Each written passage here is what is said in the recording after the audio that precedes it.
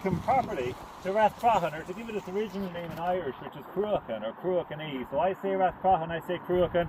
I'm talking about the same place, which is where we are here. And this area of Rathcroghan is what's described generally as the prehistoric Royal Site, or Royal Capital of Connacht, the western province we're in here. And we've six of these royal sites in Ireland, as someone mentioned to me there earlier, and they have a number of similar features and functions. So in times long ago, if we ever had a town or a road or a village or city, we were different to Britain and mainland Europe, and we really don't have anything urban prior to the 9th century and the arrival of the Vikings. So we know Dublin, Cork, Limerick, Waterford. These are original Viking settlements that, along with some of the larger monastic sites like Clonmacnoise and Archeology, evolved into the first towns in Ireland. So for the vast majority of our history, we don't have anything like that.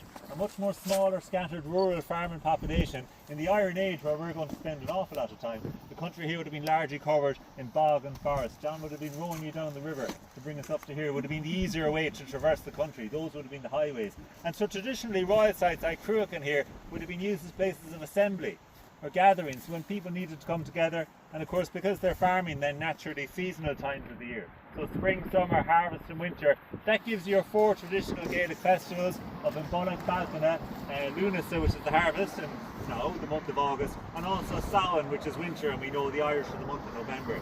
Now the name for these great assemblies in Irish was Éannaigh, and Éannaigh we know the Irish for a fair. Do you remember by Éannaigh Amada, you gone to Cork? We get loads of school tours. A question for you, do you learn that song at school anymore? Because most of the, you do. That's good that you're learning it over there, because most of the kids we bring here in tour, they don't know that song at all. One time all of us knew it. But it's a good description for a mass gathering of a farming population. It's a fair. It's the same thing we call it today. And they call the royal sites because these mass assemblies would have been particularly associated with the crowning and inauguration of kings. So if a king had to be crowned, it would be done at a time of traditional mass assembly on a landscape here like Rathcroghan. And as I say, we've 6 of these provincial royal sites in Ireland. Ourselves, Rathcroghan or Cruachan for Connacht in the west. Ammanmacha, County Armagh for Ulster in the north.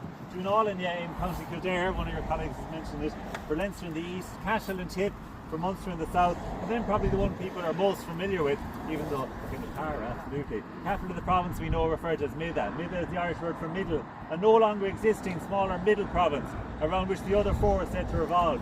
So even though obviously we have 4 provinces we know in Ireland today, Connacht, Ulster, Leinster and Munster, we also know the Irish word province is a Cuaga. Oh, me, they're telling me. We better not mention Meads to Mayo people as well. And the Cuaga, a 5th. It's a very Irish thing, isn't it? We have 4 provinces but they're 5th. Maybe that's referring to our missing province of Meath, the capital of which is Tara. And then the point in the centre of the country where the 5 provinces is said to meet.